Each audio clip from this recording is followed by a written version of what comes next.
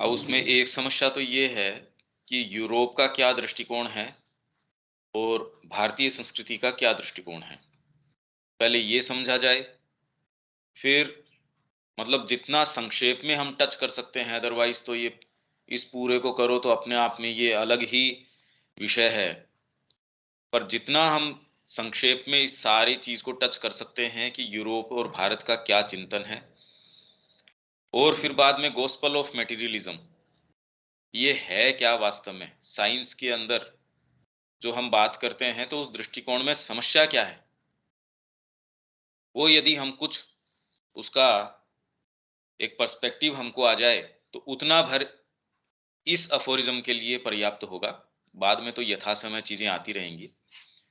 मैं आपसे screen share करता हूं। कल मैं ईस्ट और वेस्ट जो बात कर रहा था उसका हिंदी के अंदर है ये, क्योंकि सारों के लिए इंग्लिश में अंदर मुश्किल होगा। और ये अपनी इंडियन कल्चर वाली है, उसी के अंदर है। आपके पास सबके पास प्रिंटेड भी है ये। प्रिंटेड का पेज नंबर है 107, जो सनातन धर्म वाली अपनी पुस्तक है उसका 107 से शुरू हो रहा है। जीवन की मौलिक अवधारणा, कंसेप्शन क्या है जीवन का फंडामेंटल, यूरोपीय एवं भारतीय। ये जब तक हम नहीं समझते तब तक इसके ऊपर हम कुछ भी बोलते हैं, तब तक हमारे पास आधार नहीं होता। इनकी मौलिक अवधारणा क्या है, क्या कंसेप्शन है इनका। यूरोप की जीवन संबंधी अवधारणा से हम भारत में अब खूब परिचित हैं, क्योंकि हमारा वर्तमान चिंतन और प्रयास उस अवधारणा की उपस्थिति से जहां ओतप्रोत नहीं, वहां कम से कम उसकी छाया से आच्छन्न अवश्य है।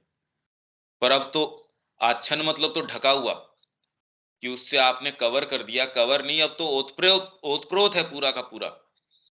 मेडिकल सिस्टम उनका लिया हो, टीचिंग का उनका सिस्टम लिया हो, व्यापार का उनका लिया हो, खेती का उनका लिया हो, मतलब टोटल आपको फर्क ही महसूस नहीं होता कि जो ये स्मार्ट सिटी बना रहे हैं कि आप यहाँ ट्रेवल कर रहे हो या कहाँ ट्रेवल कर रहे हो। थोड़ी बहुत कमी रह गई, उसको वो धीरे धीरे धीरे धीरे पूरा कर रहे हैं। तो अब तो बिल्कुल ओतप्रोत है ये, क्योंकि जब श्री अरविंद कह रहे हैं उस समय तो आदान प्रदान ट्रेवलिंग कम है, अब तो सारा का सारा एज इफ कोई विशेष फर्क महसूस नहीं होता। तो जीवन संबंधी जो यूरोप की अवधारणा है, उसका कंसेप्शन है, उससे भारत में हम अब खूब परिचित हैं। इनफैक्ट उनके फेंके हुए टुकड़ों के ऊपर वो अब उसको फेंकना चाह रहे हैं और हम उसको पकड़ना चाह रहे हैं। कारण, हम उसके कुछ अंश को आत्मसात करने के लिए यहां तक कि अपने आप को और विशेषकर अपने राजनीतिक, आर्थिक और बाह्य आचार व्यवहार को उसके रूपों एवं गतित छंदों के किसी प्रतिरूप में ढालने के लिए निरंतर कठोर प्रयास करते रहे हैं। राजनीति के अंदर जो भी तंत्र उनका है, कैसे हूबहू उसको यहां रेप्लिकेट कर लें। आर्थिक उनका जो भी तंत्र है, बाह्य आचार व्यवहार, कैसे उनके कॉरपोरेट पूरा का पूरा कल्चर है, यहां वैसा का वैसा। मतलब पता ही नहीं चल रहा कि आप वहां हो या यहां हो।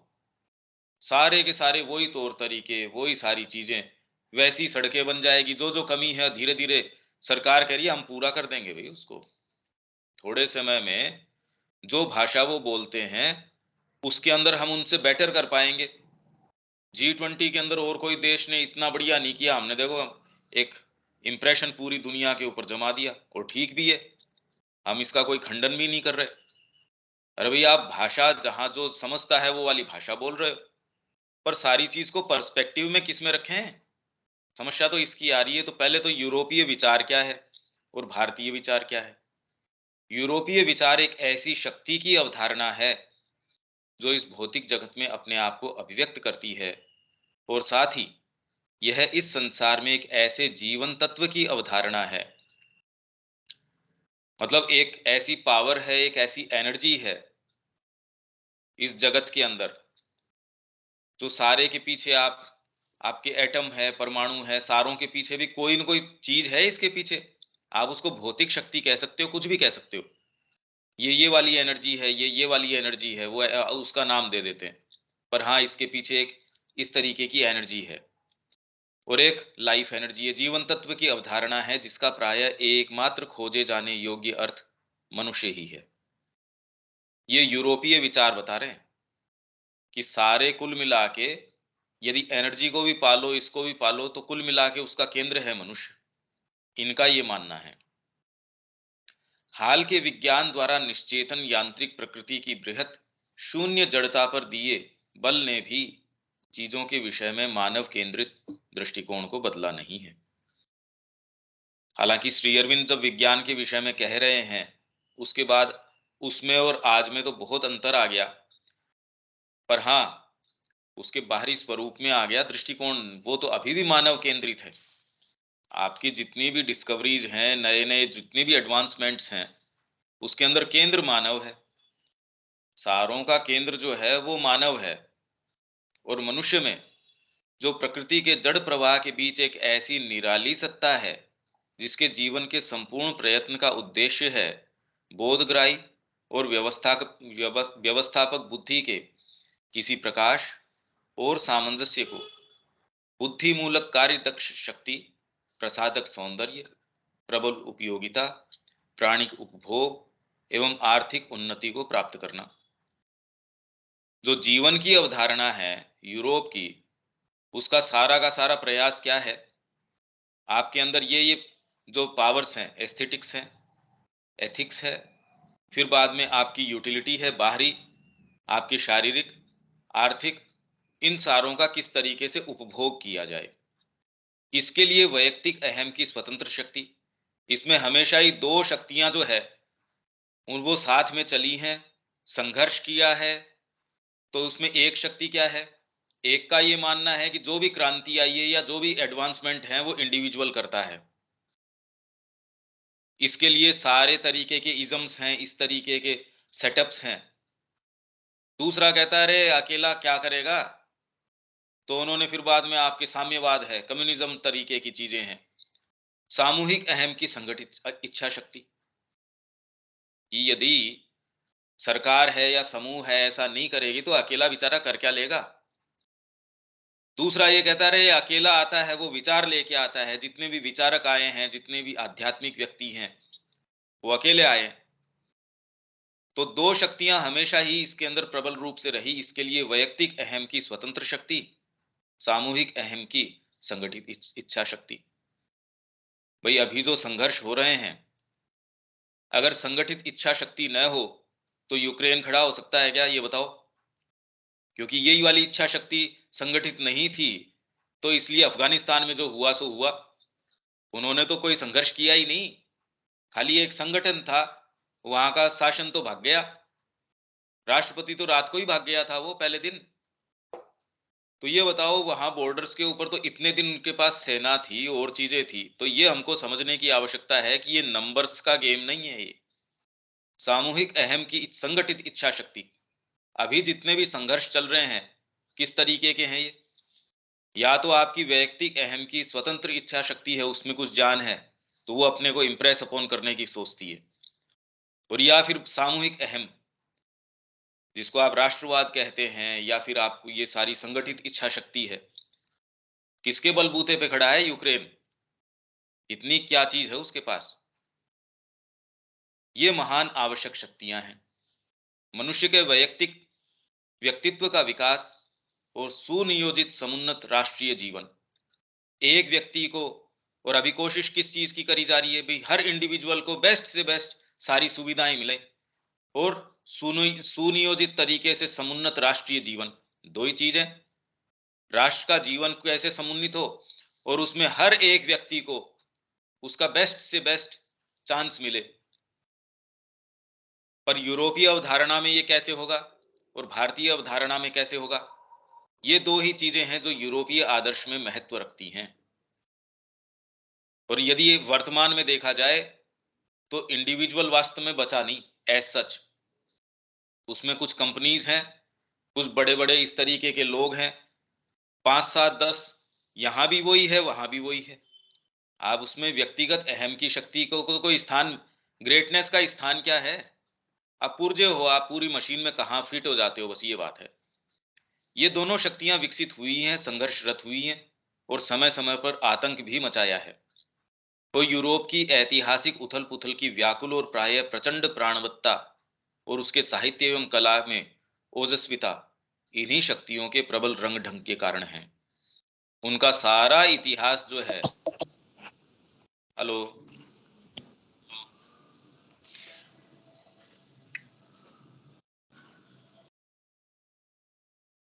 इसमें किसी के कुछ है क्या? कोई बोल रहा है क्या बीच में?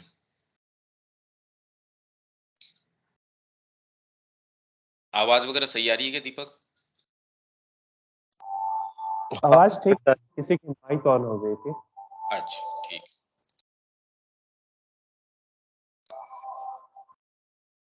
आवाज बिल्कुल सही आ रही है, फर्स्ट क्लास। जी जी जी जी। देखिए, ये जो हम बातें कर रहे हैं ये पूरे इतिहास का पर्सपेक्टिव है। यूरोप में किस तरीके का इतिहास रहा, व्यक्तिगत अहम की शक्ति किसी समय एकदम प्रबल हो गई, सामूहिक अहम और अलग अलग ये प्रयास मनुष्य जाति करती रही है। भाई रसिया से पहले जो यूएसएसआर था उसका एक प्रयास था, क्या प्रयास था उसका, बाद में टूट गया वो। तो इस तरीके से कितने कितने प्रयास हैं वो मनुष्य जाति ने देखे हैं, और सारा इतिहास है वो एज इफ इन्हीं की उथल पुथल। एक समय किसने प्रचंड प्राणवत्ता एकदम आके उसने शासन कर लिया, कभी किसने कर लिया। ये दो शक्तियां हैं जो संघर्षरत रही हैं। मूल मुद्दे बताई दिए कि एक शक्ति है, एक ऊर्जा है, तो उसकी साहित्य है, कला है। उनको यदि आप देखेंगे तो इसी तरीके से आप उनको साहित्य और कला का विवेचन कर सकते हैं। उसमें यही वाली चीजें हैं, जीवन और ताकत का उपभोग, अहम भाव में जुनून और प्राणिक तुष्टि की तीव्र दौड़ ही यूरोपीय जीवन के ऊंचे और पुनरावर्तित स्वर हैं। पुनरावर्तित मतलब रिपीट यही हो रहे हैं। आप घटनाओं का विवेचन खाली घटना के आधार पे मत करो। यदि आप ये देखें किसी के हाथ में जो लग गया, माइट इज राइट, जिसके हाथ में ताकत है और जिसकी लाठी उसकी भैंस। अभी भी यही है, जिसके हाथ के अंदर आ जा रहा है वो एक जने के हाथ में या दो जनों के हाथ में या तीन जनों के हाथ में। भी उनको ये पता चल गया कि मेरे अकेले के हाथ से चलेगी नहीं, तो चलो तीन जने मिलके बांट लेते हैं। यहां भी यही हो रहा है, रूप चेंज हो रहा है, नाम चेंज हो रहे हैं, काम तो यही हो रहा है। और वहां तो पूरा इतिहास यही है। आप घटनाओं का या उन चीजों का विवेचन करते रहो, यदि आपको ये चीज नहीं पता चले कि ये दो शक्तियां हैं, तब तक इतिहास आप समझ नहीं सकते। सतत उच्च घोषित उद्देश्य हैं, ये हमेशा ही प्रोनाउंस्ड उसके उद्देश्य हैं। इनके विरुद्ध एक अन्य इनसे उल्टा प्रयत्न भी है, वह जीवन को तर्क बुद्धि, विज्ञान, नीति शास्त्र और कला के द्वारा संचालित करने का प्रयत्न। ये एथिक्स के एथिकल, क्योंकि धीरे धीरे ये दो संस्कृतियों का कंपैरिजन करते हैं। इसमें एक तो है ग्रीक, एक है रोमन। ग्रीक्स ने अपने आप को कोशिश ये की कि जो आपके एस्थेटिक्स हैं उसके तरीके से सारे विधान को ढाला जाए, तो क्या होगा। रोमन्स ने इस तरीके से तर्क बुद्धि, नीति शास्त्र, इसके ऊपर कोशिश करी। एक नियामक और सामंजस्य साधक उपयोगिता ही यहां सर्वप्रधान उद्देश्य है। ये श्री अरविंद का चल रहा है, इसलिए थोड़ा सा थॉट इन्वॉल्व है इसके ऊपर। अपनी इसके बाद में जो कमेंट्री आएगी वो थोड़ी सी इजी सेलिंग होगी। विभिन्न समयों में विभिन्न शक्तियों ने नेतृत्व किया है, अलग अलग समय पे अलग अलग शक्तियां आई। कभी किसका साम्राज्य आया, कभी किसका साम्राज्य आया, उसके अंदर उस साम्राज्य के अंदर मेन विचार क्या थे। तो यहां भी हम देखते हैं, पर भारतीय संस्कृति ने एक छत्र साम्राज्य कभी नहीं स्थापित होने दिया। ये एक विशेष बात है देखने की। वहां जिस तरीके के साम्राज्य रहे यहां नहीं रहे। ईसाई धार्मिकता भी बीच में आई है और उसने नए स्वरों को जोड़ा है। ईसाई धार्मिकता ने क्या कि आपके जो पड़ोसी है उसको अपने मित्र के रूप में, सबके साथ कल्याण के रूप में, ये वो उसके जितने भी जो आचार हैं व्यवहार के अंदर, ये सारी चीजें हैं, ये एथिक्स ये लेके आई ईसाई धार्मिकता। और उसने थोड़ा बहुत आपकी जो चीजें थी उसकी टॉपिंग करी, उसके ऊपर स्प्रिंकल करी कई चीजें। आपकी कुछ प्रवृत्तियों में कुछ परिवर्तन किया, कुछ प्रवृत्तियों को परिवर्तित किया, तथा किन्हीं दूसरी प्रवृत्तियों को अधिक गहरा बनाया है। प्रत्येक युग और काल ने सहायक धाराओं और शक्तियों का भंडार बढ़ाया है। उसके अंदर कई जो ट्रिब्यूटरीज है, कोई नदी है उसकी सहायक धाराएं हैं, वो जैसे जैसे आगे बढ़ी वो सहायक धाराएं उसके अंदर मिलती गई, नदी और बढ़ती गई। पर वो सहायक धाराएं ही हैं, उससे मतलब वो आके उसी के अंदर मिल रही है। अलग से कोई विज्ञान ने भी प्रयोग किया तो ला के उसने जीवन में मिलाया है। कोई आपके अहम की शक्ति अलग तरीके से गई है, ला के फिर उसी धारा में मिला दिया उसने। और संपूर्ण अवधारणा की जटिलता एवं विशालता में हाथ बटाया है। तो अवधारणा जो यूरोप की थी, जो भी थी, वर्तमान समय में सामूहिक जीवन का बोध हावी है। मतलब आपका जितना भी आर्थिक नीति है किस तरीके से डिजाइन करी जा रही है कि हर जने की कामनाएं हैं वो बेस्ट तरीके से कैसे फुलफिल करी जा सकती हैं। व्यापार तब चलेगा जब हर जने के हाथ में ये सारी चीजें होंगी।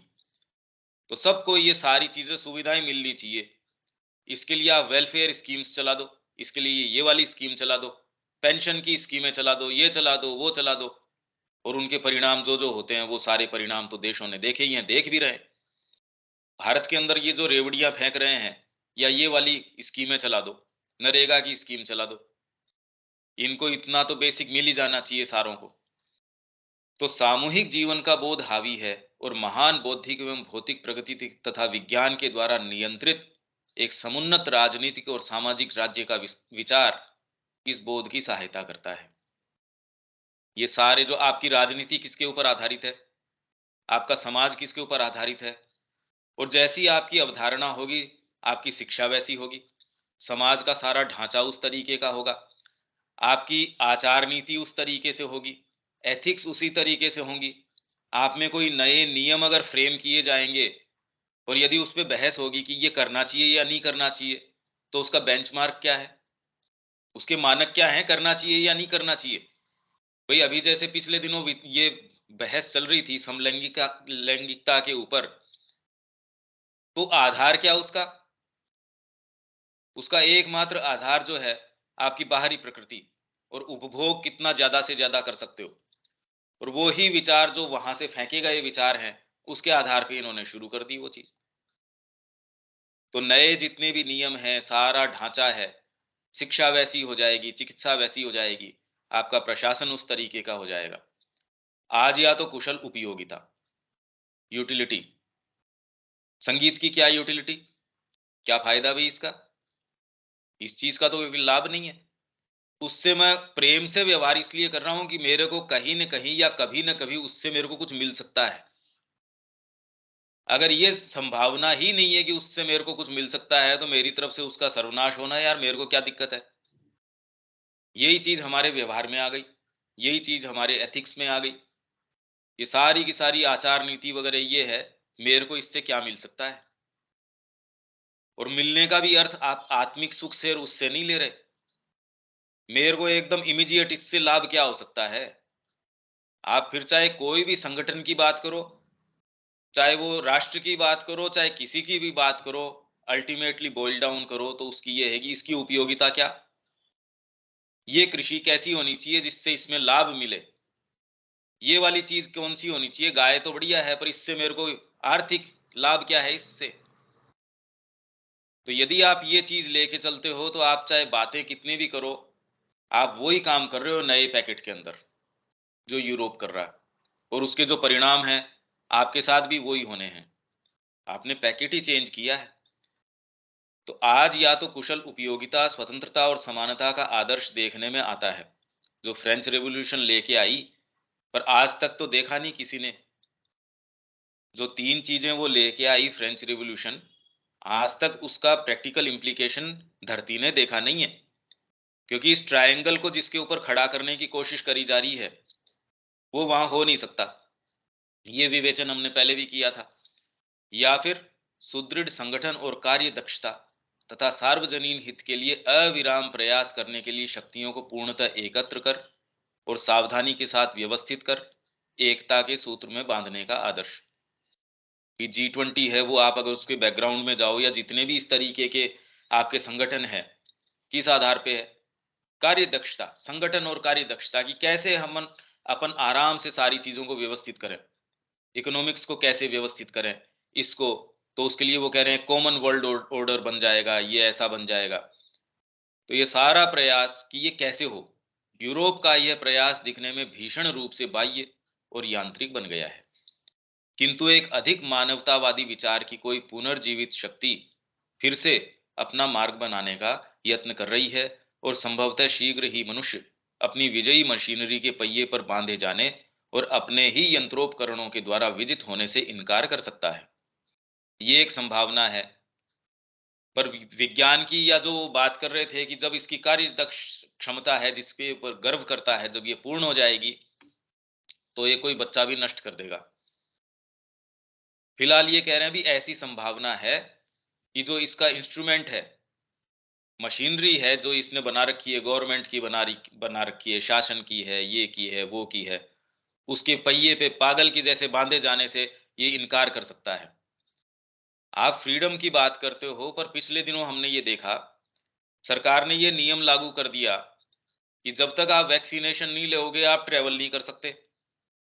पहले जो ये फ्रंट लाइन वॉरियर्स हैं, ये कोरोना वॉरियर्स हैं, अब वो एक तो कितने ने तो पहले ही अपना वीआरएस लेके घर बैठ गए, उन्होंने कहा हमको नहीं जाना। डॉक्टर को वॉरियर बता रहे हो, अगर हमारे पास दवाई ही नहीं है कोई। तो अगर सरकारी उसके अंदर आप तंत्र के अंदर हो तो आपके उस नौकरी तब है जब आप वैक्सीनेशन लेके आओगे, ट्रेवल तब कर सकोगे जब आप वैक्सीनेशन लेओगे। तो आपके पास ये चॉइस नहीं है कि आप ले या न ले। तो वैसे ही धीरे धीरे आप ऐसे तंत्र में आ जाएंगे जिसके अंदर हम आ ही चुके हैं। आपका बैंक अकाउंट है या उससे सारों से पूरा डिजिटलाइज ऐसा हो गया, आर्टिफिशियल इंटेलिजेंस आ जाएगी, आप इसके अंदर, आपके पास कोई चॉइस नहीं है, आप जाओगे कहां। किसी भी कीमत पर हमें उस अवस्था पर अत्यधिक बल देने की आवश्यकता नहीं जो कदाचित क्षणिक अवस्था ही हो सकती है। जीवन के संबंध में यूरोप का व्यापक और स्थायी विचार बना रहता है और ये अपनी सीमाओं के भीतर एक महान और शक्तिप्रद परिकल्पना है। मतलब ये जो कल्पना है यूरोप की, परिकल्पना है, कल्पना नहीं, उसका जो कंसेप्शन है, अवधारणा है, बहुत महान और शक्तिप्रद है। इसलिए यदि आप इसको इस स्तर पे टैकल नहीं करते या नहीं समझते तो आप खाली ये कह दें आध्यात्मिकता आएगी तब ये चला जाएगा। जैसे कल हम कह रहे थे कि आध्यात्मिकता आ जाएगी तो विज्ञान की और ये वो इसको तोड़ देगा, सपोज, मतलब तोड़ देगा तो हम किस एज में चले जाएंगे? स्टोन एज में चले जाएंगे, विज्ञान नहीं रहेगा। तो कहना क्या चाह रहे हैं हम? ये प्रश्न हमको टैकल करने पड़ेंगे कि विज्ञान नहीं रहेगा, आध्यात्मिकता आ जाएगी तो हम क्या करेंगे? खाली ध्यान मात्र से कहेंगे ये सारे काम हो जाएं और वैसे काम हो जाएंगे, हम क्या अपेक्षा रखते हैं? और ये हम कह रहे हैं यूरोप के पास कुछ भी नहीं है, आध्यात्मिकता ही सब कुछ है। ये फंडामेंटली बात सही हो सकती है, पर अभी क्यों सारी चीजें आप कह रहे हो हमारे पास आध्यात्मिकता है, भारत आध्यात्मिक देश है, फिर भी इसी ट्यून पे डांस करता प्रतीत होता है। यूरोप की ही ट्यून पे वो उतना डांस नहीं कर रहे जितना हम डांस कर रहे हैं। तो हम बात तो आध्यात्मिकता की कर रहे हैं, डांस उस ट्यून पे कर रहे हैं। तो हम जो ये बोल रहे हैं वो बेमानी बात है कि आध्यात्मिकता या आत्मा का ज्ञान है, वो उस पे ये कर देगा, वो कर देगा। ये ऐसी कल्पनाएं हैं जिसका हमको नहीं पता।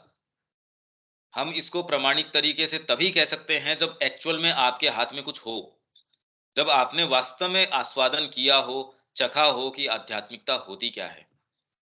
तब आप कह सकते हैं कि इसके सामने ये वाली बात तो टिकती नहीं।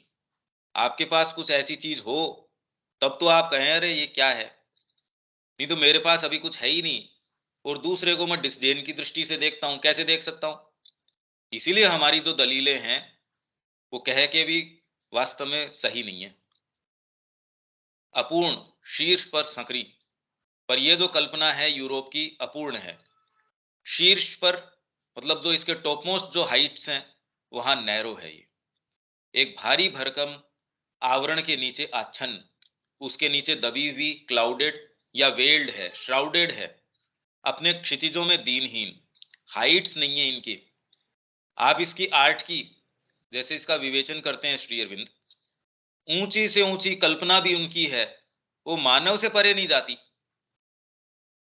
तो इनकी जो कल्पनाएं हैं वो ऊपर शीर्ष पे जाके बड़ी दीनहीन, बड़ी संकरी, छोटी और अत्यधिक पार्थिव होने पर भी इसके अंदर एक ऐसा भाव है जो उदात्त और ओजस्वी है।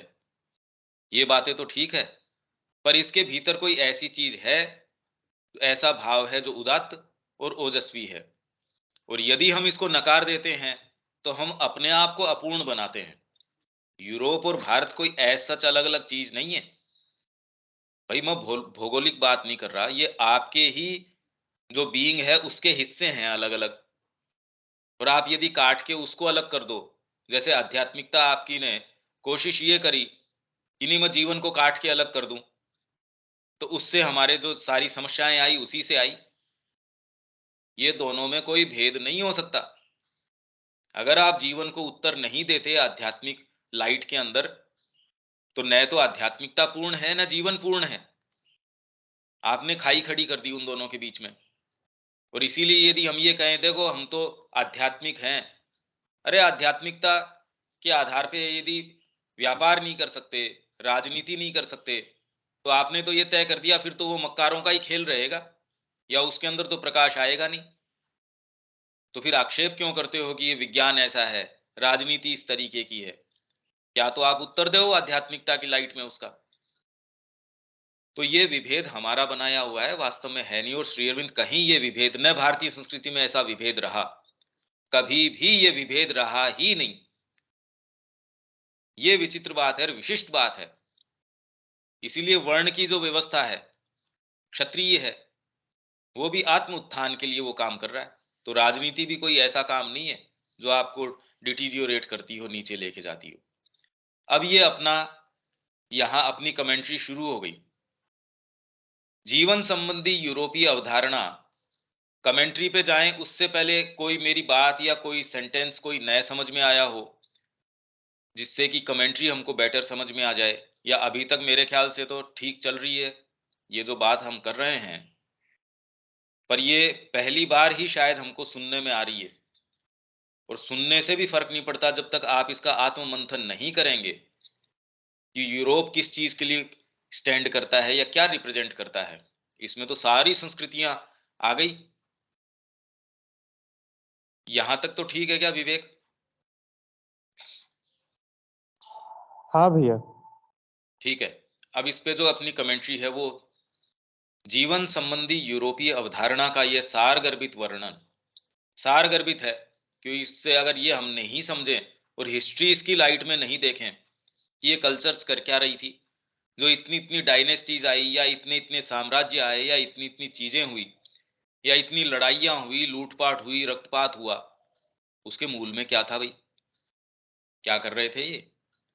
इस संपूर्ण संस्कृति का एक ऐसा व्यापक परिप्रेक्ष्य प्रदान करता है जिसके माध्यम से हम इस संस्कृति के मूल भाव तथा इसके बाह्य रूपों को अधिक गहराई से देख और समझ सकते हैं। भाई खाली आप शरीर का एनालिसिस कर लो और वो व्यक्ति क्या उद्देश्य लेके चल रहा है, कर क्या रहा है, यदि ये न समझो तो उसके शरीर के विवेचन से क्या समझ लोगे उसको?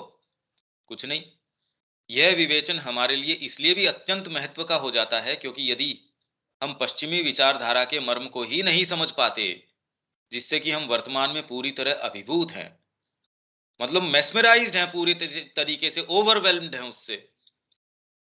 इसीलिए हमारा ये कहना कि पश्चिमी संस्कृति जो है उसमें कुछ भी नहीं है, आध्यात्मिक संस्कृति ही सर्वोपरि है, ये बातें बिल्कुल बेईमानी हैं। ये बातें, उसमें क्या ट्रूथ है, उसकी क्या बात है, उसको समझें।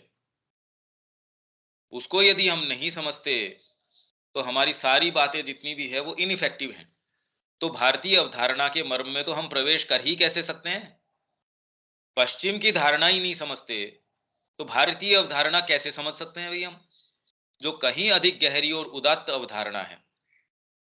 विदेशी शासन की परतंत्रता से मुक्ति के बाद स्वतंत्र भारत के प्रथम राजनेताओं, जिनमें से अधिकांश यूरोपीय शिक्षा और मूल्यों की छत्र छाया में पले बढ़े, मतलब नेहरू जी ने सबसे पहले क्या कहा कि जब मैं ये भाखड़ा नांगल है और ये आपके रुड़की में जाके उन्होंने क्या कहा, अरे भाई मेरे को तो आपसे ईर्ष्या होती है, आज के मंदिर ये मिल हैं और हैं, ये आज के मंदिर हैं। और उन्होंने फिर बाद में जिस तरीके से कहा कि हमारे तो मिले हैं, कारखाने हैं, ये आज के वर्तमान मंदिर हैं, और पूरे देश के अंदर इसी चीज की का प्रचलन हो गया।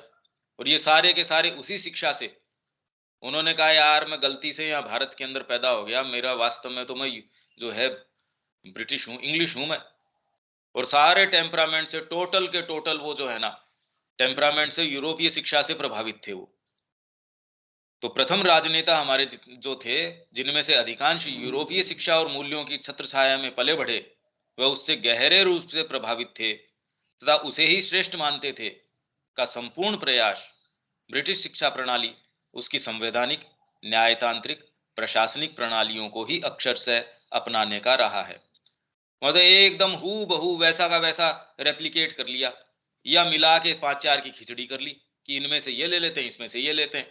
मौलिक तरीके से कभी ये नहीं सोचा कि भारत की संस्कृति क्या है, उसका प्रयास क्या है, हम खुद कोई चीज फ्रेम करें ना, कुछ नहीं। वही चीजें ढोते आ रहे हैं, वैसा ही कोट पहनना, न्यायतंत्र के अंदर वैसी सारी चीजें, वही सारे नियम, वही तौर तरीके, वैसे ही अपना लो हम तो परतंत्रता गई कहां, हम तो वैसे के वैसे ही हैं। आज हम इस हद तक यूरोपीय अवधारणा से अभिभूत हैं कि उसके सभी आदर्शों, प्रणालियों और बाह्य रूपों की, चाहे वो रहन सहन, आचार व्यवहार संबंधी हो, व्यापार, अर्थव्यवस्था, चिकित्सा, भवन निर्माण तथा ऐसे ही अन्यान्य क्षेत्रों की व्यवस्था से संबंधित हो, हम पूरी तरह नकल करने का प्रयास कर रहे हैं। आपके रहन सहन, कपड़ा किस तरीके का पहनना है, आचार व्यवहार, एक दूसरे को ग्रीट कैसे करना है, फ्लाइट में जाओगे वो आपको कैसे ग्रीट करेंगे, कॉर्पोरेट सेक्टर में किस तरीके से आपके साथ काम होगा, आपका पे स्केल किस तरीके से होगा, हायरार्की किस तरीके से तय होगी। चिकित्सा के अंदर सारे के सारे आईसीयू सिस्टम, एक मेन है वो सारों को मॉनिटर कर रहा है, वहां से दवाइयां आ रही है, दवाइयां किस तरीके की होनी चाहिए, अर्थव्यवस्था, व्यापार, सब टोटल, भवन निर्माण। भाई ये देखो, ये उसने बताया है, इंडियन आर्किटेक्ट, यारी इसको क्या समझ। और वो इंडियन भी है तो उसने कहा मैं वहां से डिग्री लेके आया हूं। और वो लोग आपकी जो पुराने भवन है उनके ऊपर शोध कर रहे हैं, और हम बेवकूफी से उनके, अरे उस आर्किटेक्ट ने कहा है, उसने बताया तो हमको तो उसकी बात माननी चाहिए। मतलब इसका बहुत बढ़िया जीवित जागृत उदाहरण क्या है, हर क्षेत्र के अंदर इसका विशेषज्ञ है, उसको बुलाओ भाई, और सेमिनार ऑर्गेनाइज करो या मीटिंग करो या तय करो, प्लानिंग करो, हर चीज के अंदर ये वाला जो कॉन्सेप्ट है, जिसके अंदर अंतः प्रेरणा को तो कोई स्थान ही नहीं है। आप बारीकी से ये देखिए कि आप कहे यार इन फील्ड्स में तो अंतः प्रेरणा का क्या लेना देना है, ये हटाओ। इसके अंदर चिकित्सा में अंतः प्रेरणा क्या करेगी, भवन निर्माण के अंदर आपका डीपर इंट्यूशन क्या करेगा, व्यापार तो व्यापार के तरीके से चलेगा, अर्थव्यवस्था अर्थव्यवस्था के तरीके से चलेगी। और इसके अंदर जो बाहर पढ़ा हुआ व्यक्ति है उसको बुलाओ, चाहे बिल्कुल कोई व्यक्ति है ही नहीं वो पास बिठाने लायक, पर डिग्री उसके पास वहां की है, बुलाओ यार इसको, उसको बुलाओ। अब ये हमको पूरे नक्शे बना के देगा, डिजाइन बना के देगा, और आपसे लाखों रुपए मकान से पहले ले लेगा, 3D डिजाइन बना देगा, ये ऐसा दिखेगा जी, ये इस तरीके का दिखेगा। आप कहते हो इसमें बुरी बात भी क्या है, नहीं नहीं है, पर उसकी परिकल्पना होनी कैसी चाहिए। और दूसरे, क्योंकि हमारे पास और कोई दूसरी फैकल्टीज बची भी नहीं, हम इतना उसके ऊपर आधारित हैं कि यदि कोई ये कहे कि मैं चिकित्सा के अंदर मेरी अंतः प्रेरणा ये है, मेरे को ये इंट्यूशन है, इस समय ये दवाई लेनी चाहिए, बॉडी की जो सहज इंस्टिंक्ट है खत्म हो गई।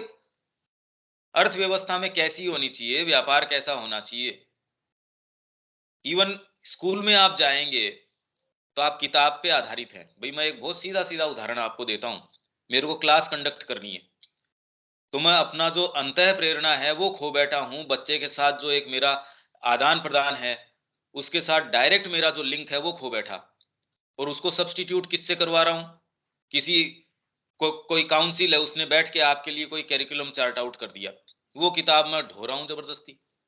और ढोना मेरे लिए मजबूरी है, यदि मेरे तो ये हर वीकली एग्जाम आ जाएंगे, फिर बाद के अंदर मंथली हो जाएगा, क्वार्टरली हो जाएगा, ईयरली, हाफ ईयरली, ये सारे हो जाएंगे, आपको वो खाना पूर्ति करनी पड़ेगी। यदि आप में कोई एस्पिरेशन है, कोई टीचर ये कहे मैं तो कुछ अलग करना चाहता हूं, तो वो स्कूल तो आपको बाहर फेंक देगी, उस महीने की भी तनख्वाह नहीं मिलेगी आपको। तो इसके अंदर आपके पास संभावना क्या है, आप तो किताब के ऊपर एकदम पकड़ बनाए रख रहे हो। मतलब आप किसी और ने कोई चीज सोच के लिए आपके लिए चार्ट आउट कर दी, वैसे ही पढ़ाओ शिक्षा के अंदर। तो इसमें आपके पास कोई आधार नहीं बचता। और ये तो शिक्षा की बात है जहां आपके पास पूरी क्रिएटिविटी है, कुछ भी कर सकते हो। और दूसरे क्षेत्रों में तो हम कितने हैंड एंड फुट बाउंड हैं। चिकित्सा के अंदर यही वाला एंटीबायोटिक लेनी पड़ेगी, इसमें यही वाली चीज लेनी पड़ेगी, और उसके दुष्परिणाम है उसकी चर्चा नहीं हो रही। लेनी पड़ेगी या नहीं पड़ेगी या क्या होना चाहिए, ये कोरोना के अंदर ये करना पड़ेगा, और उसके दुष्परिणाम है वो नहीं, कुछ नहीं, आपके पास है ही नहीं उसका जवाब। तो ये सारी चीजों के अंदर यही वाली बात मैंने जो बताया आपको कि आप किताब पे कितने बंद गए कि वो चैप्टर से आप फॉलो कर रहे हैं, और फिर आकलन क्या कर रहे हैं, इस बच्चे के इतने परसेंट आए, इस बच्चे के इतने आए, बेचारे को समझ ही नहीं आ रही वो चीज। आप आकलन उसकी बुद्धि का, आपने कोई चीज चार्ट आउट कर दी और उसकी बुद्धि का आकलन आप उस तरीके से कर रहे हो कि ये वाला चैप्टर कितना याद बढ़िया करके उसने लिख दिया। ये तो कोई सही आकलन नहीं हो सकता। इसी चीज को आप ये देखिए कि अगर सारों के अंदर यही कोशिश चल रही हो तो हम कैसे उसमें रह रहे हैं, कैसी व्यवस्था में रह रहे हैं हम। सब फेक है, ये एकदम फेक है, ये सब टोटल। अतः इस संस्कृति की अवधारणा और उसके परिणामों से अवश्य ही हमें परिचित होना चाहिए। आखिर ये अवधारणा है क्या, ये कंसेप्शन है क्या पश्चिम का। क्योंकि हम अगर माँ श्री अरविंद की भी बात करते हैं, उनकी शिक्षा पद्धति में हम अपने बच्चे को नहीं देना चाहते। आप बारीकी से देख लो, हम खाली थोड़ा थोड़ा डेकोरेट करना चाहते हैं, बाकी हमको डर है यार आगे क्या होगा, कंपनी में नौकरी नहीं मिलेगी। वहां आश्रम में भी पढ़ के उनको ये रहता है अरे यहाँ पढ़ के तुरंत ही ये तो फ्रांस चला जाएगा, फ्रेंच फ्रेंच अच्छी आती है इसको, ये मल्टीनेशनल्स हैं ये तुरंत इसको ले लेंगे, अरे हाँ इसलिए वहां की शिक्षा पद्धति बहुत अच्छी है भाई, ये इतना बढ़िया, वो साधक बन जाएगा, ये वाली बात नहीं है, ये तुरंत विदेश चला जाएगा, इसलिए शिक्षा पद्धति बहुत अच्छी है। तो ये तो आप अपने ही आधार को खत्म कर रहे हो। सर्वप्रथम यूरोपीय अवधारणा के अनुसार सभी कुछ के पीछे एक शक्ति है। ये डीप डाउन आप समझने की कोशिश करो यूरोपीय अवधारणा क्या है, क्योंकि आज से पहले कभी ऐसी चीज सोचने समझने मिली ही नहीं। कितनी भी बातें कर लो आप, ये पाश्चात्य संस्कृति है, ये अच्छी नहीं है, ये नहीं है, सब रेटरिक है, ये सब कहने सुनने की बातें हैं। आपने उसके पीछे क्या चीज है जो पूरी दुनिया को अपनी छाया के अंदर उसने कर रखा है, और आप कह रहे हो अच्छी नहीं है। पर हमारा पूरा जीवन है, उसकी लाइफस्टाइल है, शिक्षा है, दीक्षा है, चिकित्सा है, सारी चीजें तो उससे प्रभावित है, और हम कह रहे हैं अच्छी है नहीं। भारतीय जो हमारा तरीका है ना चिकित्सा का वो बढ़िया है, पर अभी किसी के हार्ट में दिक्कत आ जाए वो कोई वैद्य जी के पास नहीं जाने वाला है, कितना भी बढ़िया आपका वैद्य जी हो, किसका रुख करेगा उस समय वो। मतलब गालियां भी निकालोगे, इमरजेंसी के अंदर भाग के भी जाओगे, तो ये तो दोगलापना हो गया।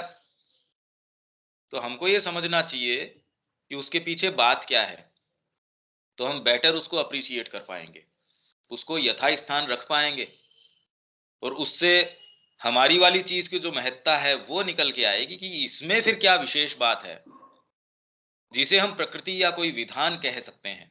उसके पीछे कोई विधान है, मतलब धीरे धीरे धीरे धीरे एटम है और है, ये पार्टिकल के पीछे एनर्जी क्या है, धीरे धीरे कह रहे हैं इसके पीछे ये एनर्जी है।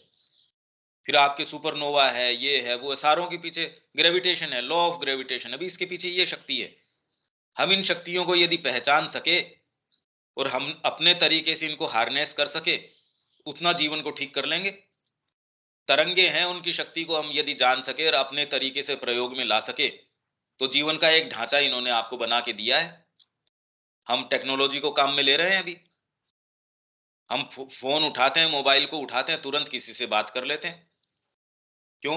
और वो कह रहे हैं इसी विधान को और जान जाएंगे, इन्हीं शक्तियों को और अपने तरीके से हार्नेस कर लेंगे, यूटिलाइज कर लेंगे, उनको मैनिपुलेट कर लेंगे।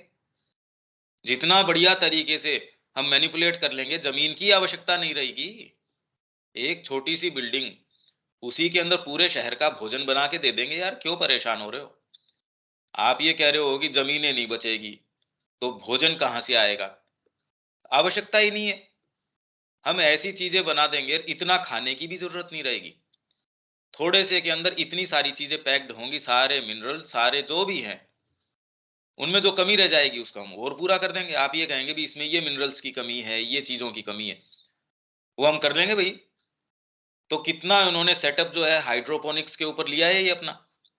सब्जियाँ जो हैं, अगर आपको पता हो, तो बाहर ऐसी उन्होंने बिल्डिंगें बनाई, जो 20-20 मंजिला हैं, पूरी काँच की हैं चारों तरफ, प्रकाश से ओर से, और उसमें कोई ज़मीन की आवश्यकता नहीं है, खाली हाइड्रोपोनिक्स है, पानी है और उसमें केमिकल्स हैं। उससे वो सारी सब्जियाँ बना रहे हैं, एकदम फ्रेश सब्जी, बढ़िया से बढ़िया। तो ये कह रहे हैं हम पता लगा रहे हैं, सारी चीज़ के पीछे शक्ति है, प्रकृति या कोई विधान है, जिसके अनुसार सभी कुछ का नियोजन होता है। आप उसको परमात्मा कहते हो, और आपका परमात्मा आपको मृत्यु से तो रोक नहीं पा रहा, अज्ञान से रोक नहीं पा रहा, बुढ़ापे से रोक नहीं पा रहा। तो जिसके लिए प्रार्थना करते हो, हे भगवान मेरे दर्द हो रहा है मिटाओ, मेरे बेटे की मृत्यु हो रही है या वो आईसीयू में, भगवान की प्रार्थना करते हो, हम वो काम कर देंगे और फिर बाद में हम आपको देख लेंगे।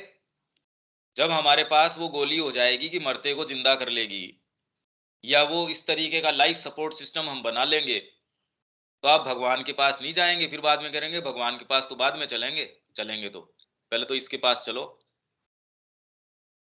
भाई किसी के हार्ट अटैक आ जाता है तो मंदिर की तरफ भागते हो या हॉस्पिटल की तरफ भागते हो?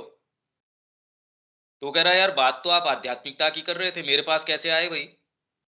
अगर कोई मटेरियलिस्ट आदमी कहते द्वार बंद है हमारे पास, जो आध्यात्मिकता की बातें करता है वो हमारे द्वार पे नहीं आ सकता, और आप हमारे लिए द्वार बंद कर दो, हमको दिक्कत नहीं है। अगर वो ये कहे, हालांकि उसके मायने उसको पता नहीं वो क्या कह रहा है, पर मैं कह रहा हूं कि जो आध्यात्मिकता की बात कर रहे हैं हमको ये कह दिया कि हमारी दुकान पे मत चढ़ना। मटेरियलिस्ट आदमी यदि आपको ये कह दे कि भैया जिस दिन जरूरत पड़े उस दिन मेरे को पुकारा तो ठीक नहीं रहेगा, तो हम में से एक जना नहीं रहेगा कि वो ये कहना भैया ये तो बंद करो, अपने को तो चाहिए ही, ये तो चाहिए ही हमको। तो सभी कुछ का नियोजन होता है और सभी भौतिक विज्ञान इसी के अधिकाधिक सूक्ष्म रहस्यों को खोजने का प्रयास कर रहे हैं। जितने भी विज्ञान हैं, भौतिक विज्ञान और विज्ञान नहीं, इसके अनुसार संपूर्ण सृष्टि जगत, मतलब ये क्रिएटेड यूनिवर्स जो है ना, कि सभी वस्तुएं चाहे स्थूल हो या सूक्ष्म, एक्सरे है वो सूक्ष्म है। आप जिस टेलीस्कोप वगैरह से देख रहे हो कि एक्चुअल आंखें थोड़ी देख रही हैं, एक्सटेंशन है आंखों का, उससे देख रहे हो। हाँ हमने चांद पे देख लिया, वहां से तस्वीरें आ रही है, पर एक्चुअल वैसे थोड़ी आ रही हैं वो, जिस भी तरीके से, तो सूक्ष्म उसके पीछे कैसे एनर्जीज काम कर रही हैं। या आधार जड़ तत्व ही है, जिसका अपना एक विधान और एक कार्य प्रणाली होती है। परंतु प्रकृति के अधिकाधिक सूक्ष्म तत्वों व उनकी कार्य प्रणालियों का अनुसंधान भी, आपने कितना भी सूक्ष्म अनुसंधान कर लिया तत्वों का, जो ये पार्टिकल एक्सेलरेटर जो इन्होंने बनाया था, और अभी भी उसके ऊपर ये प्रयत्न कर रहे हैं, कितने किलोमीटर लंबा है उसको देख लो, वो तो यूट्यूब पे सारी चीज उपलब्ध है।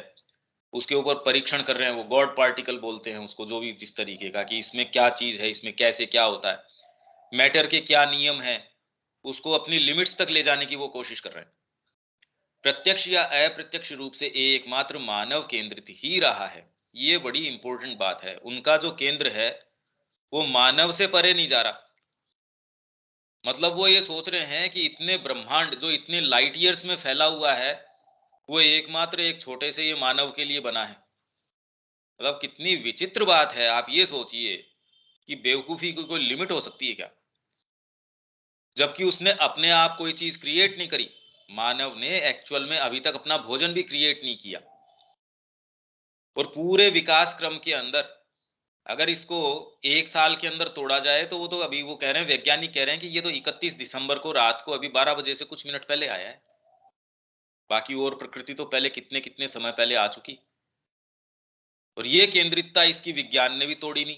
इनफैक्ट वो तो और केंद्रित इसी तरीके से देख रहा सारी चीज को, कि सारी चीज मानव के केंद्र में है। ये सारे सोलर सिस्टम्स हैं, सारे यूनिवर्स, जितने भी आपका भौतिक ब्रह्मांड भी जो घूम रहा है, वो मानव केंद्रित है। आप यदि इस बात के ऊपर चिंतन करें, इसके बहुत गहरे आपको परिणाम निकल के आने वाले हैं, या आपके साइकोलॉजी में, कि यार बात क्या है ये। जितने आपके रिफॉर्म्स हैं, जितने और जितनी भी ये बातें चल रही है रिफॉर्मेशन की, वो मानव केंद्रितता से परे नहीं जा रही। और ये उनके फल के अंदर ऐसा कीड़ा है जो फल को कभी ठीक छोड़ ही नहीं सकता, वो कितने भी वेल मीनिंग हो। यदि आप इस चीज से बाहर नहीं जा रहे कि ये सारी चीज मानव केंद्रित है, ये धरती भी मानव के लिए है और ये पूरा ब्रह्मांड भी मानव के लिए है। हम खोज लेते हैं, फिर बाद में मार्स पे भी चलेंगे क्योंकि यहाँ जीवन तो हैबिटेबल रहेगा नहीं, तो इसलिए और जगह देख लो भाई, मार्स पे पानी है, चांद पे पानी है, कहाँ भी कहीं भी और है, क्योंकि यहाँ तो हमने पता है हम जहाँ भी जाते हैं वहाँ पूरा गंदा कर ही देते हैं। अब और जगह देखो कहाँ गंदा कर सकते हैं। और मानव को एक भौतिक सत्ता अधिक मानने के कारण, और मानव क्या है, अगर मानव केंद्रित भी रहा तो मानव क्या है, सबसे पहले तो वो शरीर है, फिर ऐसा शरीर जो प्राण से अनुप्राणित है, प्राण उसके अंदर परमिएट है, कर रहा है। प्राण नहीं हो तो उस देह को भी कोई नहीं रखता, तो उसमें प्राण है। फिर वो तो स्थूल प्राण है, फिर थोड़ा सा उसके अंदर प्राण की अपनी जो चीजें हैं, उपभोग करना, सत्ता प्राप्त करना, अपने आप को असर्ट करना, तो एंजॉय करना और पजेस करना, ये दो चीजें हैं प्राण की, एंजॉयमेंट और पजेशन। और माइंड ने अपने आप को मुक्त तरीके से अभी तक कुछ किया नहीं है सच, वो तो खाली इन दोनों की सेवा में लगा रहा है। विज्ञान भी आया, वो भी इन दोनों की सेवा के अंदर लगा रहा। और मानव को, भाई मानव केंद्रित रहा यहां तक तो चलो एक अलग बात है, पर मानव को क्या मानते हो, एक भौतिक सत्ता अधिक मानने के कारण यह सहज ही है कि इस संस्कृति का सारा प्रयास मानव की बाह्य प्रकृति की अधिकाधिक कुशल तुष्टि पर ही केंद्रित रहा है। अब मैं कपड़े को परफेक्ट करूं और आदमी को देखूं नहीं, तो जो विज्ञान की हम बात कर रहे थे या यूरोप की बात कर रहे थे, सोचो यदि वो अपना सेटअप पूर्ण बना ले, उसका जो दृष्टिकोण है यदि वो पूर्ण बना लेता है, तो ये आपके लिए कैसा सर्वनाश होगा। अभी आप कहें मैं तो भौतिक सत्ता हूं, जबकि आप जो साइकोलॉजिकली थोड़ा सा अवेक है वो ये जानता है यार कि इसका कितना बड़ा पार्ट ये प्ले करती है साइकोलॉजी मेरे जीवन के अंदर। और कल्टीवेटेड कौन होता है, जो जितना ही साइकोलॉजिकली और मेंटली अवेक है, जितना ही डीपर पार्ट्स के अंदर जा रहा है, उतना ही वो अवेक है। और ये जो दृष्टिकोण है ये इसको मानता नहीं। जो आपकी वास्तविक निधियां हैं उनको, उन खजानों को तो ये मानता नहीं।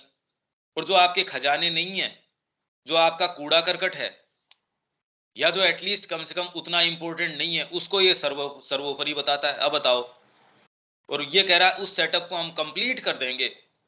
कंप्लीट कर देंगे मतलब मारे जाओगे आप अगर यदि उसको कर दोगे तो। इसीलिए वो कह रहे हैं एक बच्चा आएगा नए जगत का, वो आविर्भाव होगा, वो तोड़ देगा इसको, वो छिन्न भिन्न कर देगा इसको। इसमें यदि कुछ अपेक्षाकृत सूक्ष्म विषयों जैसे कि संगीत, कला, साहित्य आदि को विकसित किया भी गया, तो उनकी उड़ान एक सीमा से आगे नहीं जा सकी। जैसा कि कला, साहित्य आदि विषयों पर विस्तृत चर्चा में श्री अरविंद हमें बतलाते हैं। बहुत डीप एनालिसिस वो करते हैं।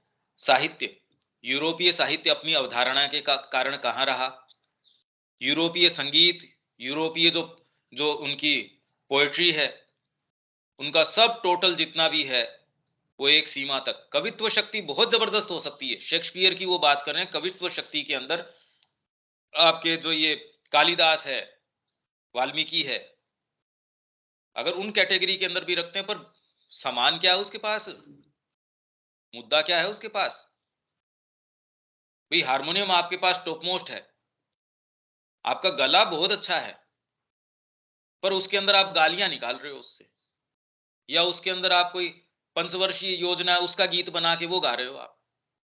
दूसरा एक मीरा का संगीत है, गारी एक तारे के ऊपर है, उसमें उतना कोई पूरा ऑर्केस्ट्रा वगैरह नहीं है, पर जो बात आ रही है वो तो आज भी पूरी संस्कृति कह रही है भी मीरा, अगर ये साहित्य हटा दिया जाए तो बचेगा क्या हमारे पास। और आज भी आप वो चीज गा के उस कनेक्शन के अंदर जा सकते हैं। तो ये तो एक तो ये हो गया कि उनका कला है, साहित्य है, संगीत है, सारी की सारी चीज भी इस अवधारणा के कारण एक लिमिट के अंदर ही रहते हैं। बाहरी जीवन की बात नहीं, जो सूक्ष्म आपके क्षेत्र हैं, आप ये देख रहे हैं कि कैसे वो अवधारणा आपको लिमिट कर देती है। श्री अरविंद हमें बतलाते हैं ये बात। ऐसी विचारधारा में यह स्वाभाविक ही है कि समाज किन्हीं नैतिक आदर्शों के आधार पर चालित होने की बजाय उपयोगितावादी दृष्टिकोण से अधिक चालित होता है, यूटिलिटेरियन स्पिरिट से चालित होता है। और आज तो प्योरली वही है, जिसके अनुसार शासन प्रणाली, आर्थिक नीति, शिक्षा व्यवस्था, सामाजिक व राजनीतिक ढांचे आदि वे ही उपयोगी माने जाते हैं जो मानव की भौतिक और प्राणिक सत्ता की निम्न तुष्टियों की अधिक से अधिक पूर्ति कर सकें। वही वाली बढ़िया है। आदर्शात्मक क्या बात पड़ी है भाई? वो सरकार जो मेरे को रेवड़ियां बांटेगी वो काम की है। इस सरकार ने बिजली माफ कर दी। सारे पढ़े लिखे लोग होते हैं और वो कैसी सरकार चुनते हैं आपके सामने है। तो आपकी लिटरेसी रेट या कोई भी रेट, वो उसका परिणाम क्या होता है, वो क्या चीजें करते हो। अच्छे भले पढ़े लिखे लोग जब वहां कर्फ्यू लगाया गया या जहां कश्मीर के अंदर कह रहे इंटरनेट से सेवाएं बंद हो गई, देखो बेचारे, अरे मतलब आदमी मर रहा है उसके लिए बेचारे नहीं, वहां की देखिए इंटरनेट से सेवाएं बंद कर दी गई। अब मतलब कहां तक मानसिकता आपकी कुत्सित हो चुकी है, विकृत हो चुकी है। ऐसों से आप क्या आशा कर सकते हैं? वो ये कह रहे हैं यार वहां की बेसिक सुविधाएं तुमने बंद कर दी, क्योंकि इंटरनेट तो एक बेसिक सुविधा है। मेरे को जो 2 GB डेटा मिलता था, अब आदमी क्या करे भाई सारे दिन। आप मतलब किस स्तर पे आ चुके हैं, देखिए इस बात को, विवेचन तो कीजिए। ओहो, मोबाइल का आप क्या करें, इंटरनेट ही नहीं आ रहा, तो मोबाइल इस चीज के लिए है क्या? ऐसों के अंदर अगर हम बात करें कि इसमें संस्कृति की और की, तो वो तो हम गलत जगह बात कर रहे हैं। ऐसी जगह बात कर रहे हैं जी भी, जैसे भैंस को संगीत की बातें करो आप, कहां से शुरू करो कहां खत्म करो। तो हमारा सामान्य जो इस समय जो है बात, वो यही है। हम बातें कर लेंगे, बहुत अच्छी अच्छी सेमिनार के ऊपर के अंदर भाषण दे देंगे ऊंचे ऊंचे, पर हैं यहाँ पे कुल मिला के। इसीलिए वोट पाने के लिए उनको ये बांट दो जी, ये रेवड़ियां बांटते रहो। क्या किसी को पता नहीं कि ये बांट किसके पैसों से रहे हैं? पर ना, किसी से भी बांटो में मेरे पॉकेट में आना चाहिए। तो इसलिए यदि आप भेड़ होना स्वीकार करते हो तो भेड़िए राज करेंगे, इसमें बात क्या है? पश्चिम के भौतिक विज्ञान का मानना है कि जड़ तत्व ही सभी कुछ का आधार है और वह उसके अधिकाधिक सूक्ष्म नियमों का पता लगाकर उनके आधार पर सभी सूक्ष्माति सूक्ष्म चीजों का भी स्पष्टीकरण दे पाएगा। इसकी एक एक लाइन भी जो है हम एक्चुअल में समझ नहीं पा सकते यदि हम एक डीपर आउटलुक नहीं लेते, या एटलीस्ट कम से कम संसार का एक व्यापक तरीके से आउटलुक हम नहीं लेते। हम समझ ही नहीं सकते, इस एक लाइन को नहीं समझ सकते कि क्या मतलब हुआ कि जड़ तत्व को सब चीज का आधार मान लेता है, उसका मतलब क्या निकलता है। भाई हम कहते हैं नहीं नहीं, हम जड़ तत्व को आधार नहीं हम मानते, हम तो आत्मा को आधार मानते हैं। फिर उसका मतलब क्या निकलता है? अगर आप आत्मा को आधार मानते हैं तो आपका व्यापार किस तरीके का होगा, शिक्षा किस तरीके की होगी, समाज किस तरीके का होना चाहिए? अगर वास्तव में फंडामेंटली आत्मा आधार है आपका, तो फिर बाहरी रूप किस तरीके के होंगे? और अगर जड़ तत्व आधार है तो जो रूप है वो तो हमारे सामने है ही, जिससे कि हम ओवरवेल्म्ड हैं यहाँ सारे के सारे। तो इस चीज का तो हमको पता होना चाहिए। अगर जड़ तत्व के ऊपर हम आते हैं और अभी उसका जो सर्किट है वो पूरा बंद नहीं हुआ, जिस दिन वो ये कह रहा मेरी व्यवस्था पूर्ण हो जाएगी, उस दिन आपको सांस आना बंद हो जाएगा। भाई अभी कोई थैली आपको उठा रखी है, उसमें एक छेद है, तो मुश्किल से आपको सांस आ रहा है, आप उसमें से सांस ले पा रहे हो। वो कह रहे हैं हम ये सारे छेद बंद कर देंगे। ये तो अच्छा है कि मान लो उसमें बीच बीच में दरारें हैं, उसकी सारी चीजों में तो आपको बीच बीच में सांस आ जाता है। वो ये कह रहा मैं ये सारी दरारें बंद कर दूंगा, इसका मतलब वो पूर्ण कर दूंगा। जिस दिन वो ये करता है उस दिन तो आप सांस नहीं ले पाएंगे। आप साइकोलॉजिकली इस चीज को महसूस करके देखिए। उसके अनुसार मानव मनोविज्ञान की भी सभी चीजें, चाहे वे अधिक स्थूल इच्छाएं, कामनाएं, भय, घृणा आदि हों, या फिर जिन्हें हम गहरी भावनाएं, अभीप्साएं, अंतः प्रेरणाएं आदि अधिक परिष्कृत भाव कहते हैं, वे हों। मतलब आपकी इच्छाएं जगी, कामनाएं जगी, वो भी सारी की सारी, वो क्या कह देगा, सभी का आधार भौतिक है। आपके ये केमिकल कॉम्पोजिशन है माइंड में।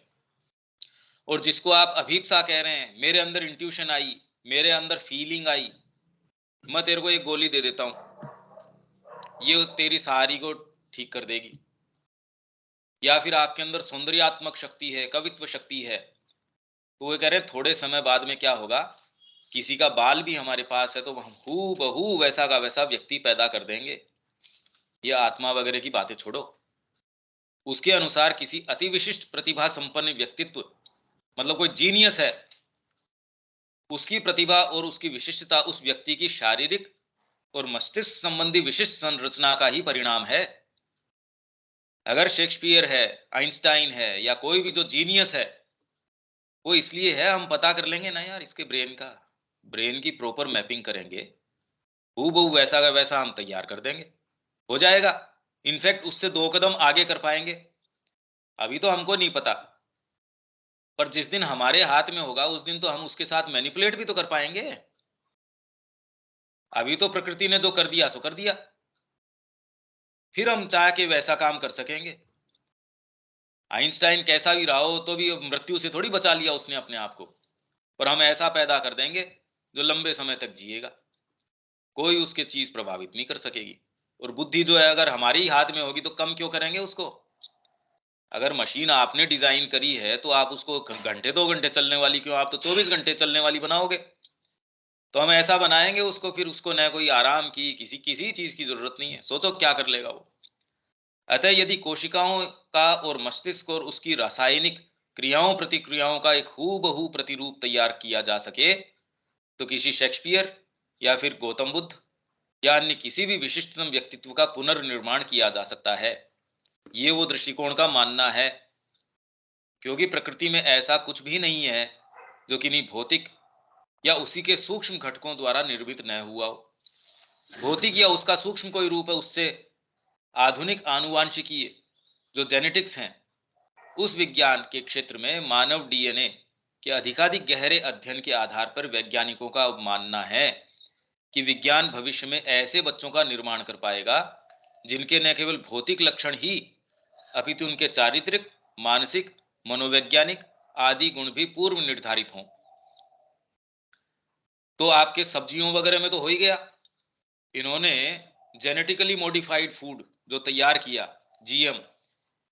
आपको तो ध्यान नहीं होगा, कुछ वर्ष पहले उस समय इनकी मनमोहन सिंह की सरकार थी, तो बहुत बड़ा बवाल मचा था कि यहां जीएम फूड को ओपन करें नहीं करें। तो उस समय 2 बीज आ रहे थे, कॉटन तो पहले से ही आ रही है जीएम, जेनेटिकली मॉडिफाइड। हाइब्रिड की बात नहीं कर रहा मैं, हाइब्रिडाइजेशन तो एक अलग प्रक्रिया है। जेनेटिकली उसका आपका जो उसके जेनेटिक्स हैं उसमें फेरबदल कर दिया। तो कपास तो यहां पहले से आ रही है, इन्होंने कहा कि हम बैंगन और टमाटर इन 2 को और यहां ओपन कर रहे हैं। उसमें क्या होता है, टमाटर के अंदर इन्होंने देखा यार काटते हैं तो इसके अंदर से पानी सा निकलता है, तो कौन सा ऐसा जानवर है जिसको काटो तो उसमें कोई चीज नहीं निकलती, तो उन्होंने कहा मेंढक है। तो एक काम करो, उससे क्रॉस करवाओ। अब मेंढक एज सच कोई लैंगिक क्रिया से तो क्रॉस करेगा नहीं उसके साथ, तो उसके डीएनए को उसके साथ जो है उन्होंने क्रॉस करवाया, और फिर बाद में एक ऐसा बीज निकाला जो धीरे धीरे उस पर और प्रयास किया जा रहा है। तो अब इन्होंने इसके ऊपर पूरे तरीके से काम करना शुरू कर दिया, और उस फील्ड में जो जो इन्होंने किया है, फिर इन्होंने क्या पाया कि जहां माइनस में टेम्परेचर्स होते हैं, अब आलू कैसे लगे भाई, वहां उनको तो आलू लगाना। तो इन्होंने क्या पाया कि एक सर्टेन मछली है, वो तो जमी हुई उसमें है, उसके अंदर भी रहती है। तो यार एक काम करो, जब जेनेटिक्स के अंदर ही हम काम करना शुरू कर दिया, इस वाले इसमें डालो ना, उसमें डाला तो वो आलू अब कह रहे हैं यार अब आराम से हो रहा है हमारा। तो कपास के अंदर इन्होंने देखा कि बहुत कीड़े लगते हैं, तो इन्होंने ऐसी चीज उठाई कि वो खुद अपना जहर खुद बना सके, तो उन्होंने वो काम करना शुरू कर दिया। मेडिसिन में वही काम, जहां आपके फर्मेंटेशन की यहाँ कोई कोई ऐसी चीजें हो, उसमें इन्होंने यही चीजें काम में लेनी शुरू कर दी। और उसके क्या क्या परिणाम है देखो, ये एक ऐसा फील्ड है, इसमें जाना नहीं चाहिए क्योंकि ये आपके लिए बिल्कुल एक नई चीज है कि ऐसा भी हो रहा है। हाँ ऐसा हो रहा है, हमारे बीजों के साथ ये हो रहा है, और वो शरीर में आपके जाके एक ऐसी चीज है जो आपके कंट्रोल में है। ये एक बायोलॉजिकल चीज है जो आपके कंट्रोल में नहीं है, आपके डीएनए को पूरे को रप्चर कर देगी, उसके साथ क्या करेगी सो करेगी। तो इसका ये मानना है कि सारी चीज जो है, आपके चरित्र है, मानसिक चीजें हैं, मनोविज्ञान है, संगीत है, वो सारा खाली भौतिक संरचना के आधार पे है। और हम थोड़े दिन के अंदर आपको उसकी गोलियां या जो भी चीजें हम बना देंगे भाई, बाद में गोली की भी जरूरत नहीं रहेगी। बचपन में ही हम भी टेस्ट ट्यूब बेबीज तैयार कर देंगे और उसके अंदर जो जो आप कहेंगे वैसा आपको कस्टमाइज दे देंगे, उसमें दिक्कत क्या है? यहाँ हमको इसको आज छोड़ना पड़ेगा क्योंकि आपके लिए काफ़ी चीज़ें हो गई है विचार करने के लिए। हम इसको और आगे पकड़ लेंगे, मेरे ख्याल से 2 या 3 दिन और लगेंगे क्योंकि मैं इसको पूरा एक एटलीस्ट कम से कम एक छोटे रूप में तो आपको कुछ कि हमको समझ में आए कि बात क्या है ये। यहाँ तक तो ठीक है या कोई दिक्कत हो रही है इसके अंदर रविकांत जी? नहीं ठीक है सर, क्लियर है। आप मुद्दे देख रहे हैं ना कि वो इतने सतह पे नहीं है जो यूरोप की अवधारणा वगैरह की हम बात कर रहे थे वो। जी विवेक? हाँ ठीक है भैया। अभी तक मतलब यूरोप की जो धारणा की मूल शुरुआत हुई कि वो मतलब वो भौतिक को मतलब प्रधान मानकर चल रहा है, हम्म। और फिर उसी के बाद से ये सारी डिस्कशन उसको कितने तक वो उसको पूरा कर सकता है उस पर आगे बढ़ हाँ, रहा पर है। वो हम भी उससे अभिभूत हैं, हम भी हाँ वही मान के चल रहे हैं। तो जब तक हम उसको एक्चुअल में नहीं समझते उसके मायने क्या निकलते हैं, यदि आप उस ढर्रे को खुद नहीं तोड़ पा रहे तो इसका मतलब उसका होल्ड कितना जबरदस्त है ये देखिए ना, उसकी रूट्स कितनी अंदर तक जा चुकी हैं। तब हम उसको क्वेश्चन करेंगे जब हमारे पास कोई दूसरा आधार होगा। तो भौतिक कहना ये आसान चीज, मतलब खाली वो भौतिक को मान के चलता है ये कहने से हुआ थोड़ी कोई चीज। सारा तंत्र हमारा कुल मिला के इसी पे आधारित है। यहाँ भारत में और कौन सा कोई दूसरी चीज कर रहे हैं? इवन जो सो कॉल्ड आपके आध्यात्मिक लोग हैं वो तो और ज्यादा कर रहे हैं, वो तो और ज्यादा इसी के अंदर है। हमको मतलब नहीं है सरकार से इससे, पर हमारे तो व्यवस्था बढ़िया होनी चाहिए। गुरुजी के एसी फर्स्ट क्लास लग रहा है, गुरुजी इतनी कार में चल रहे हैं, गुरुजी के लिए व्यवस्था पूरी की पूरी है, तो वो कोई इससे बच थोड़ी गया। गुरुजी के पास क्षमता है तो गुरुजी ने आईसीयू खुद का ही बना लिया। पर आप बात तो वही कर रहे हो। अगर आप कह रहे भारतीय संस्कृति के पास हमारे पास बेटर चीज है तो फिर यार उसकी दुकान से सामान क्यों लेके आते हो? ये प्रश्न है। ये प्रश्न अपन को सबको अपने आप से करना चाहिए कि क्या हमारा इससे कोई पूर्वाग्रह ये नहीं नहीं उसकी अच्छी चीजें हमको नहीं लेनी चाहिए, ऐसा भी नहीं है। नहीं तो जनरली क्या होता है, मेरे को तो स्वदेशी ही सूत काट के पहनना चाहिए, नहीं ये वाला नहीं लेना चाहिए। ये निर्णय नहीं निकलते। ये कई लोग जो इस तरीके के निर्णय निकालते हैं ना, फिर हमको फिर सूत ही काट लेना चाहिए, खुद का कपड़ा बना लेना चाहिए, ये नहीं हो सकता भाई। उनकी जो अच्छी चीजें हैं उनमें क्या अच्छी चीजें हैं? क्या तो मैं आंख बंद कर लूं कि विवेक में कोई अच्छी चीज नहीं है? तो ये भी कोई अच्छी बात नहीं है। आकलन कैसे कर लूं यदि मैं ऑलरेडी प्रेजुडिस्ड हूं तो उसमें अच्छी चीज नहीं है, मेरे में अच्छी चीज है और मेरे को अपनी अच्छी चीज का पता नहीं है। और मैं बार बार आपकी दुकान के ऊपर भाग के आता हूँ, यार मेरे घर पे ये खत्म हो गया, मेरी चीनी काम नहीं दे रही, चल तेरी चीनी दे, मैं तेरी चीनी काम में लेता हूँ। ये तो गलत बात है ना। अगला कहते नहीं मेरी दुकान पे नहीं आना, तेरे पास सारी चीज होनी चाहिए। इन प्रश्नों का अपने आधार पे कुछ चिंतन करो, और जितनी जितनी बातें आज आई हैं वो आपके लिए नए फील्ड हैं, इस पे मंथन करो। कल हम उसको यहां से पकड़ेंगे और फिर आगे चलेंगे। ठीक है? हाँ भैया। जय श्री मान। जय श्री राम।